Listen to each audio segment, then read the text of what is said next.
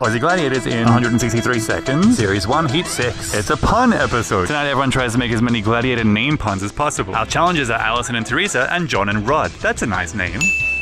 And these men and women are really hot.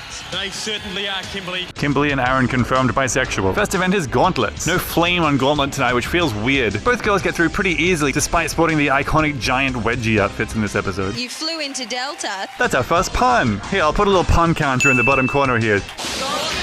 This is no tunnel of love. Okay then. 5 points to Teresa, 10 points to Allison. Tower is at the front of the men's gauntlet lineup tonight, which also feels weird. John Alexander stops Rod's run because Vulcan was too rough. Commentator Tony says he was attacking instead of defending. WTF, mate. I think it was really just because they knocked over a camera operator by mistake and paused so they could reset. Lol. Both men score 0. Next up is Atmosphere. Teresa and Allison both score 2 against Flame and Storm. The men have Condor and Force. Condor's feeling excited today. Force falls over inside his Atmosphere and Tony says, And that would have hurt. unintentionally foreshadowing Force's upcoming career-ending knee injury from, you guessed it, falling down during a game of Atmospheres. John scores 2, Rod scores 8. Hang tough, my favorite. Blade is ready to cut you down. Teresa said in the intro that she's expecting to do well at Hang Tough due to her gymnastics background, but she beelines straight for Blade and loses really fast. Blade was pretty sharp tonight, but the question is, how long will Allison last against the clawing cheetah? Allison also swings directly at my childhood crush Cheetah and struggles for a while before losing her grip. Poor Cheetah's costume keeps riding up, and horny teenage boys across Australia all rejoice. Cheetah's a wild one. Rod gets 5 points against Taipan. John beats Hammer, lands in his platform, but he's about 1 second too late, so he also gets 5 points. Suspension Bridge. Flame easily beats Teresa. I was up there burning hot.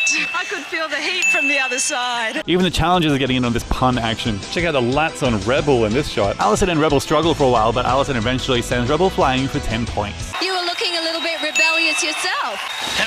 Can't touch this. Well, that was weird. Bonk. Hammer down, 10 points to John. Bonk. Rod down, 10 points to Tower. No points to Rod.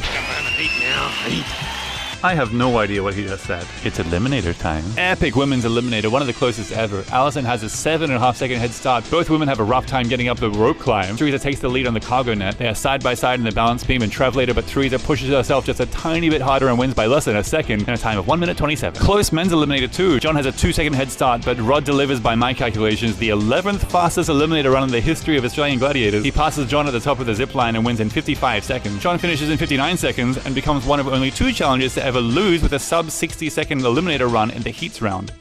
Teresa and Rod are through to the quarterfinals. Like and subscribe.